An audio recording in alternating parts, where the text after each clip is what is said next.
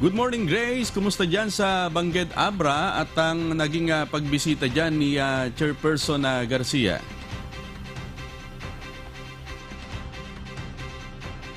Ng COMELEC na matutuloy ang botohan dito sa Abra. Nilinaw din ng COMELEC na hindi totoo ang mga kumakalat na balitang may terorista at armadong grupo, kaya nananatiling nasa yellow category ang Abra. Personal na nagtungo sa Bangged Abra si Commission on Elections o COMELEC Chairperson George Erwin Garcia kasama si Chief PNP General Benjamin Acorda Jr. bandang umaga nitong linggo upang magkaroon sila ng personal assessment sa sitwasyon sa lalawigan. Nagsagawa muna sila ng situation briefing sa Bangged kasama ang mga opisyal ng Philippine National Police at Armed Forces of the Philippines. Dumalo rin sa aktibidad si PNP Chief General Acorda at ang ilang commissioner ng COMELEC. Tiniyak ni Garcia na kontrolado ng COMELEC ang sitwasyon sa Abra at sa ibang panig ng bansa para sa barangay at sangguniang kabataan elections. Una nang nakapagtala ng election-related violence incident sa Abra kung saan isang kandidato sa pagkakagawad ang binaril at pinatay. Maliban dito, sinabi ng COMELEC na umabot sa 122 na kandidato sa BSKE sa Abra ang umatras sa kanilang kandidatura. Sinabi ni Chairperson Garcia na in full control ng gobyerno ang sitwasyon, partikular sa Abra habang isinasagawa sa bansa ang halalan ngayong araw. We would like to assure each and every one of you, including the people of Abra and the entire country, the COMELEC is in control. Our partners, the Philippine National Police, the Armed Forces of the Philippines, through the Philippine Army and the DepEd, we are in full control of the situation here in Abra and in the entire country.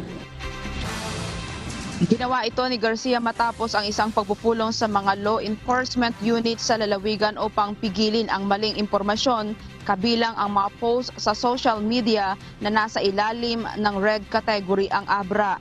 Nilinaw niya na nasa yellow category ang Abra sa gitna ng mga ulat na ilang guro ang nakararanas ng pamimilit at 30 sa kanila ang nagbitiw bilang Board of Election Inspectors o BEIs.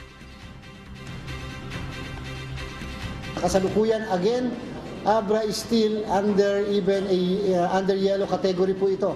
Hindi po ito nasa red category, hindi po siya nasa orange category, at pinapasalamat natin ang ating provincial director ng Philippine National Police sapagkat na-maintain nila ang peace and order dito sa area.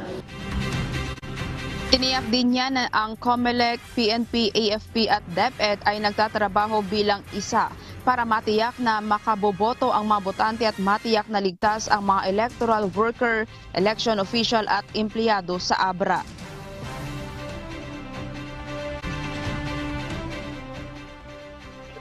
Pinawi rin ni Acorda ang takot ng mga guro na nagpasyang manatili at magpatuloy sa paglilingkod sa BSKE. Sinabi ni Acorda na mayroong 144 na tauhan ng pulisya na sinanay upang palitan ang mga gurong nag-withdraw bilang BEI. We are giving our assurance confidently that ibibigay namin kung anong nararapat na security at saka yung mga in-anticipate natin na violence ay hindi mangyayari. Bagkus ito yung gusto namin ipakita ng Abra ay isa sa mga pinakamatahimik na halalan.